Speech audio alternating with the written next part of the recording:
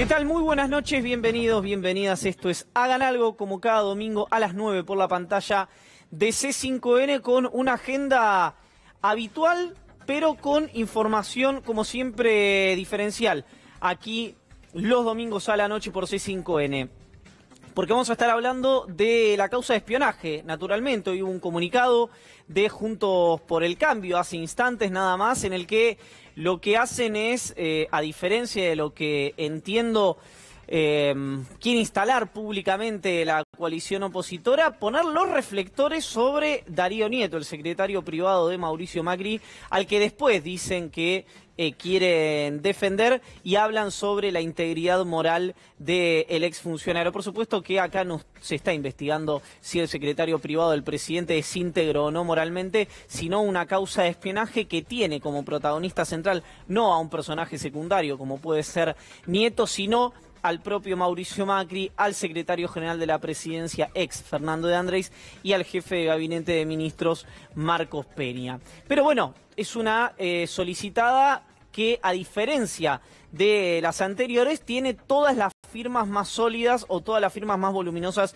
de Juntos por el Cambio. Estamos hablando, bueno, por supuesto, de Mauricio Macri, de Marcos Peña, de María Eugenia Vidal, de Horacio Rodríguez Larreta y de Diego Santilli. La particularidad de estos tres últimos, espiados en la causa, que lo tiene políticamente apuntado al expresidente de la Nación. Bueno, de todo esto vamos a estar hablando hoy porque tiene información exclusiva Gabriel Morini. Estamos hablando, por supuesto, de la causa que tramita en el Juzgado Federal de Lomas de Zamora. ¿Qué va a pasar con esa causa? Bueno, la información con Gabriel Morini. ¿Y qué va a pasar con la Argentina después de la pandemia? Si es que hay un después de la pandemia. La información con Noelia Barral Grijera, porque la discusión sobre el ingreso universal y sobre el impuesto a las grandes fortunas va a estar presente el mes que viene seguramente en la República Argentina, y Noelia Barral Grijera tiene todos los detalles sobre este tema. Vamos a hablar con Martín Insaurralde, intendente de Lomas de Zamora y, bueno, paciente en recuperación de COVID-19. Y nos visite, va a estar las 2 horas con nosotros en la mesa, Luciana Rosa, para hablar del mundo, porque medio que se dejó de lado qué está pasando en Israel, en Corea, en los Estados Unidos, en la República Federativa del Brasil, en Chile. Bueno, de todo esto vamos a estar hablando en un programa muy, pero muy completo el día de hoy, que arranca con un temor. Un temor que en este caso es mío, pero creo que es colectivo.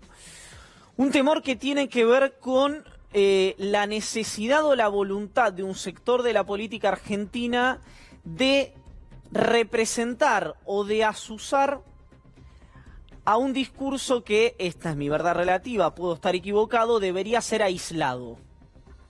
Un discurso que no contribuye a la discusión pública, un discurso que no colabora con el orden que se necesita en situaciones de una fragilidad tan grande como la que está viviendo nuestro país y el mundo, y un discurso que, a diferencia de algunos otros, parece emanar de arriba hacia abajo, y no de necesitar una representación institucional, sino de ser el replique de las superestructuras.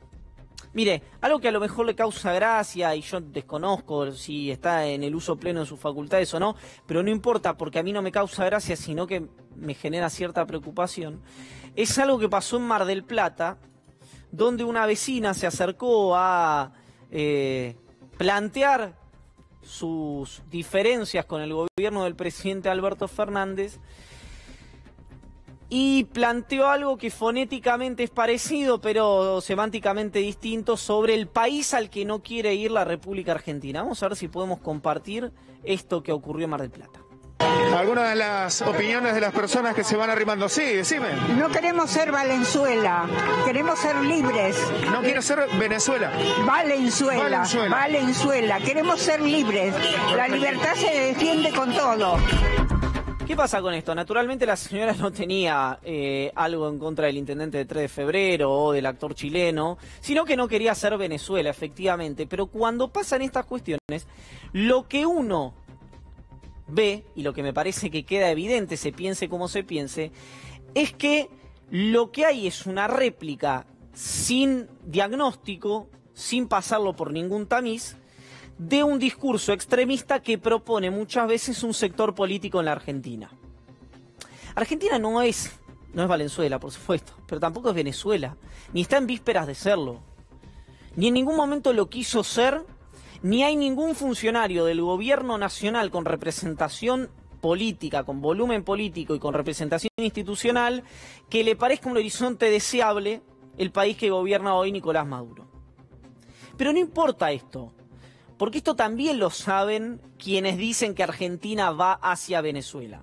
¿Cuál es el problema de si Argentina se instala dentro de esta discusión o no? Que no se pueden discutir cuestiones de fondo. ¿Qué le quiero decir con esto? Uno puede pensar que expropiar Vicentín está bien o que está mal, o que, como pienso yo, el modo que se propuso evidentemente fue equivocado, porque no hubo volumen político, porque evidentemente había una situación jurídica que no se abordó del todo, porque, como les dije la semana pasada, ante el menor rigoreo de los medios de comunicación, hay algunos funcionarios que levantan la patita. Todo discutible dentro de los márgenes de la democracia.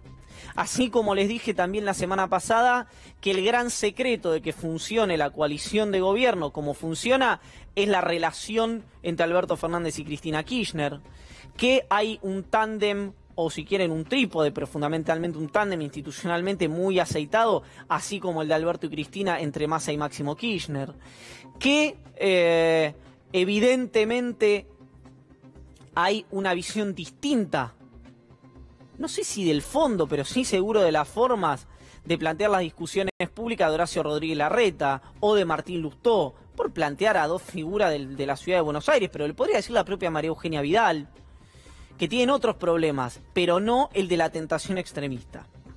Ahora, ¿qué pasa cuando figuras de mucha representación institucional, atentos a discutir algo que ahora es Vicentín, pero podría ser impuesto a las grandes fortunas o el ingreso universal, instalan o quieren instalar, mi sensación es que a falta de argumentos y a falta y con cierta pereza desde el punto de vista de la construcción política, un discurso como el que quiso, no sé si lo logró o no, pero grabar en letra de molde la senadora Laura Rodríguez Machado, que lo mostraba Noelia Barral Ligera la semana pasada y a mí me llamó tanto la atención que lo quiero compartir con ustedes otra vez.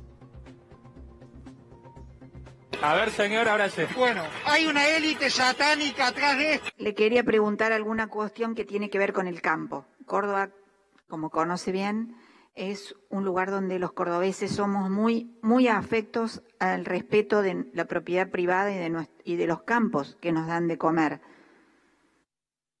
Somos absolutamente refractarios a la idea comunista de apropiarse de los medios de producción por parte del Estado.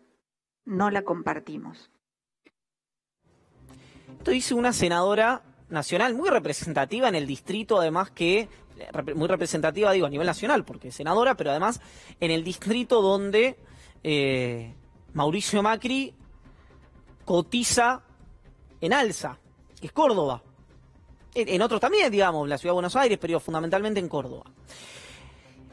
Ahora se viene, por ejemplo, a la discusión del teletrabajo, donde ha caído, incluso le diría, excepto algunos algún revoque fino, no ha caído para nada en desagrado en la Unión Industrial Argentina, en IDEA, en AEA, en el Foro de Convergencia, esa discusión. Ahora, ¿qué va a pasar con la oposición cuando lo tenga que abordar? En diputados se votó y se votó bien. A lo mejor sigue el mismo recorrido en el Senado de la Nación, pero cada vez que haya una discusión que toque intereses, aunque sea mínimos, pues vamos, el impuesto a las grandes fortunas, no es la socialización de los medios de producción, el discurso va a ser el mismo que uno ve en redes sociales de gente con mucho acné, poco recorrido, del comunismo, el socialismo, Venezuela, que es el mismo que se replicó en el Brasil con Lula da Silva, se replica en España contra Pedro Sánchez, se replica en los Estados Unidos, lo ha dicho ahora el prolífico escritor John Bolton, pero lo ha dicho Bannon o Bannon, como lo quieran pronunciar ustedes, pero lo ha planteado también el propio presidente de los Estados Unidos, Donald Trump.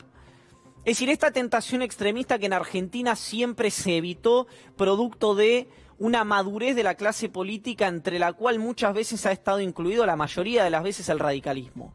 ¿Qué va a pasar ahora con esta tentación extremista? ¿Va a tirar la diagonal? ¿Va a buscar un atajo? un partido como la Unión Cívica Radical, o un dirigente como Larreta, o una dirigente como Vidal, o por ejemplo los Monzó, los Massot, los Frigerio de la vida, y se van a acoplar detrás de quienes dicen que el riesgo de la Argentina es el comunismo? El riesgo de la Argentina es la escasez crónica de dólares.